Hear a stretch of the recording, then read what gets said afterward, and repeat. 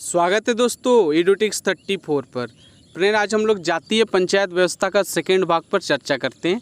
तो इस वीडियो में आज हम लोग कुछ अन्य जनजातियों की जो शासन व्यवस्था है उस पर हम लोग चर्चा करने वाले हैं। फ्रेंड, अगर आप हमारे चैनल पर नए हैं तो इसे सब्सक्राइब कर दें, साथ ही साथ बेल आइकन को ज़रूर प्रेस कर दीजिएगा। इससे हमारे आने वाले नए वीडियो के नोटिफिकेशन आपको मिलते रहेंगे। तो चलिए हम लोग सबसे पहले देखते हैं गोंड जनजाति की शासन व्यवस्था। तो आप इससे पहले जितने भी जनजाति है उन जनजातियों के विषय में जानकारी ले लीजिए, तो ये बेटर होंगे इनकी शासन व्यवस्था कुछ जानने के लिए। तो इसके लिए आपको डिस्क्रिप्शन में एक लिंक मिल जाएंगे जिसमें 32 जनजातियों को पूरी तरह से डिस्क्राइब किया गया है, उस वीडियो को ज़रूर देखिए। तो गोंड जनजाति की जो शासन व्यवस्था पर इस पर चर्चा करने वाले हम लोग। तो इस जनजाति की जो जातीय पंचायत व्यवस्था पाई जाती है उसमें जो मुखिया होते हैं उनका मुखिया को बैगा कहा जाता है। ध्यान दीजिएगा दोस्तों, इनके जो मुखिया होता है इस जनजाति की जो जातीय पंचायत है उसके मुखिया को बैगा कहा जाता है और उसे कहीं कहीं पर सयाना के नाम से भी जाना जाता है। दोस्तों, ये जो जनजाति है इनकी शासन व्यवस्था के अंतर्गत गांव के जितने भी विवाद होते हैं उन विवादों का निपटारा जो है जातीय पंचायत में ही की जाती है, जहां पर सभी लोग उपस्थित होते हैं और सर्वसम्मति से इस पर कुछ डिसीजन निर्णय लिए जाते हैं। पंचायत जो फैसले सुनाती है, दोस्तों याद कीजिएगा कि पंचायत अगर कुछ फैसले सुनाती है और फैसले की कोई अवहेलना करते हैं तो उस व्यक्ति को, अवहेलना करने वाले व्यक्ति को समाज से बहिष्कृत कर दिया जाता है, उसे समाज से निकाल दिया जाता है। लेकिन अगर वो क्षमा मांगते हैं, जिसे बहिष्कृत किया गया या जाति भोज देते हैं उसे, तो उसे पुनः समाज में शामिल किया जाता है, समाज में उसे फिर से स्थान दिया जाता है। तो इस तरह से गोंड जनजाति की शासन व्यवस्था है, काफ़ी संक्षेप में है, तो आप इसे ज़रूर याद कीजिएगा मुख्य पॉइंट्स को। चलिए अब देखते हैं बिंझिया जनजाति की शासन व्यवस्था कैसी होती है। बिंझिया जनजाति की शासन व्यवस्था, तो इनकी भी अपनी जातीय पंचायत होती है जिसके प्रधान को मादी या गद्दी कहा जाता है। तो बिंझिया जनजाति की जो प्रधान होते हैं उनको क्या कहा जाता है? मादी या गद्दी कहा जाता है। याद कीजिएगा, मादी या गद्दी इनके जो प्रधान होते हैं, जातीय पंचायत के प्रधान होते हैं। बिंझिया जनजाति जातीय मामला का जो इन जनजाति का जो मामले होते हैं उसका निराकरण जो होता है जाति पंचायत में की जाती है, जिस प्रकार से गोंड जनजाति में होती है। इस जनजाति में प्रत्येक घर के जो प्रतिनिधि है वो सदस्य मिलकर एक प्रतिनिधि समिति का निर्माण करते हैं, जिसका प्रमुख करटाहा कहलाता है। क्या है दोस्तों करटाहा? ठीक से इसे समझ लीजिए कि इस जनजाति में क्या होता है कि प्रत्येक घर के जो प्रतिनिधि सदस्य होते हैं वो सभी मिलकर एक प्रतिनिधि समिति बनाते हैं। हर घर से आते प्रतिनिधि सदस्य और सभी प्रतिनिधि सदस्य मिलकर एक समिति का गठन करते हैं और उसका प्रमुख जो होते हैं उन्हें करटाहा कहा जाता है। करटाहा ही सभी प्रकार के विवादों का निराकरण करता है। यानी करटाहा में तो सभी प्रकार के जो सदस्य होते हैं वो शामिल होते हैं, उसका प्रधान होते हैं करटाहा। तो ये जो समिति बनते हैं तो इसका जितना भी विवाद होते हैं बिंझिया जनजाति उसका निराकरण करने का कार्य करटाहा करते हैं और इसी के फैसला को अंतिम ही माना जाता है और सभी को मान्य होता है। इनका फैसला को लास्ट डिसीजन के रूप में देखा जाता है। इस जनजाति में गौ मांस का भक्षण वर्जित है।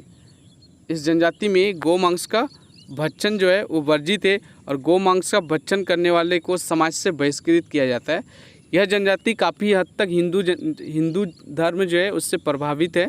आप इसके बारे में उस वीडियो पर देख सकते हैं। कुछ अपराधों के मामले गांव को सामूहिक रूप में भोज देने पर समाज से जो बहिष्कृत लोग हैं उसको पुनः वापस समाज में शामिल कर दिया जाता है, जिस प्रकार की गोंड जनजाति में होते हैं। कि कुछ अपराध है, सभी अपराधों में नहीं होते दोस्तों, लेकिन कुछ अपराध ऐसे हैं जिसमें गांव के लोगों को अगर सामूहिक भोज दिया जाता है, क्षमा मांगते हैं, तो उसे पुनः समाज में शामिल किया जाता है। अब हम लोग चर्चा करने वाले हैं बंजारा जनजाति की शासन व्यवस्था कैसी होती है। इस जनजाति की शासन व्यवस्था, तो इस जनजाति का एक प्रमुख विशेषता ये कि ये अधिकतर चरवाहे होते हैं, एक स्थान से दूसरे स्थान जानवरों को लेकर जाते हैं, जिसका चर्चा हमने उस वीडियो में करी है। तो इस जनजाति में कोई व्यवस्थित स्वशासन प्रणाली इसी कारण से दिखाई नहीं देती है। गांव की समस्या है उसके निवारण हेतु एक सामुदायिक परिषद का गठन किया जाता है और इसका प्रमुख जो होते हैं उसको नायक कहा जाता है। याद रखने लायक ये अच्छी बात ये है कि ये जनजाति है बंजारा जनजाति, इसमें कोई भी व्यवस्थित स्वशासन प्रणाली नहीं होते हैं। और गांव की अगर कुछ समस्या होती है उसका निवारण करना हो तो एक सामुदायिक परिषद का गठन किया जाता है और इसका प्रमुख जो होते हैं उसे नायक कहा जाता है। नायक का चुनाव जो है बंजारा जनजाति के सदस्यों द्वारा ही किया जाता है। तो इस जनजाति के जितने मेंबर्स होते हैं उन्हीं के द्वारा नायक का चुनाव किया जाता है। किसान जनजाति की शासन व्यवस्था, अब हम लोग इस पर चर्चा करने वाले हैं। किसान जनजाति की शासन व्यवस्था, तो इस जनजाति में जातीय पंचायत की व्यवस्था पाई जाती है जो गांव के विवादों को निपटाने का कार्य करती है।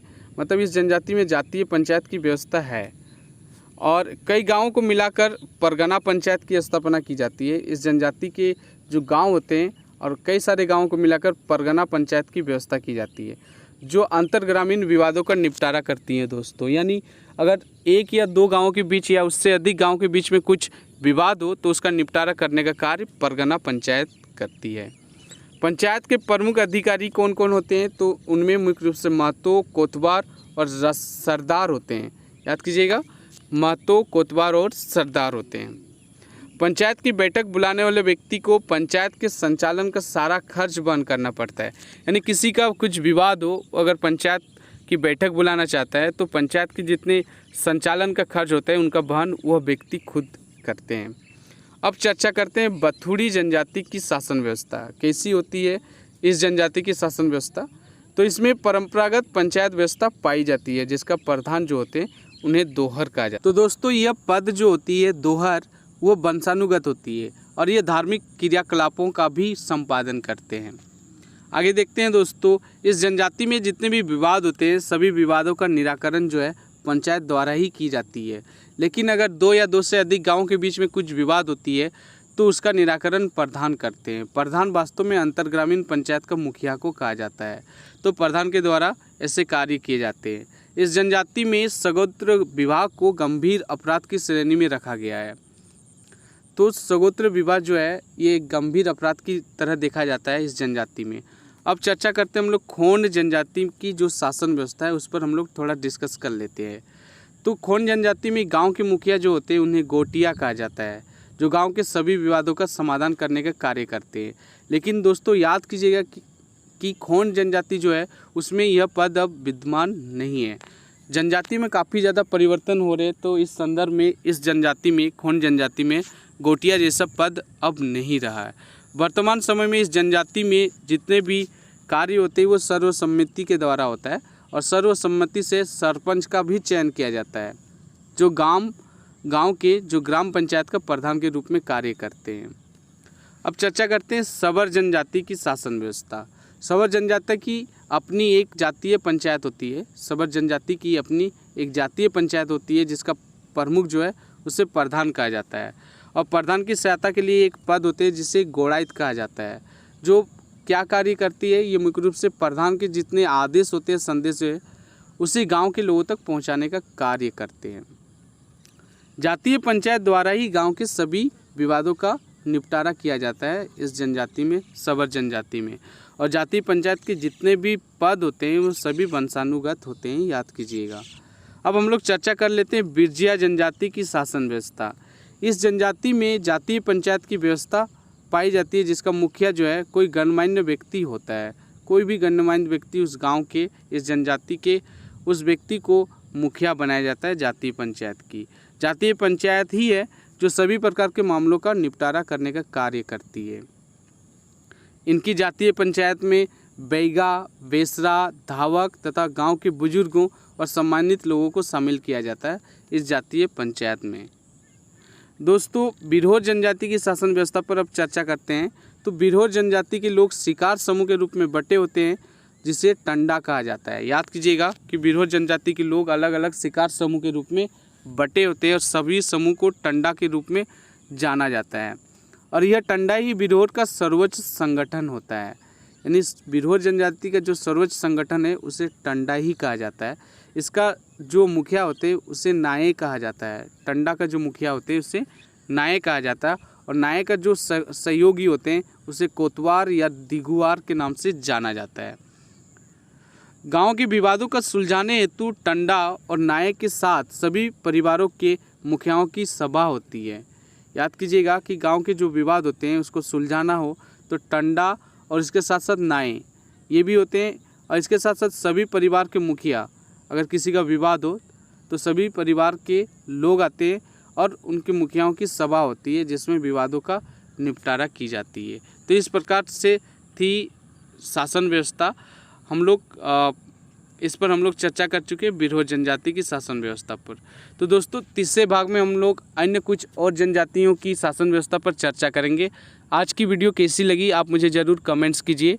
आज के लिए बस इतना ही, तब तक के लिए धन्यवाद। जोहार झारखंड।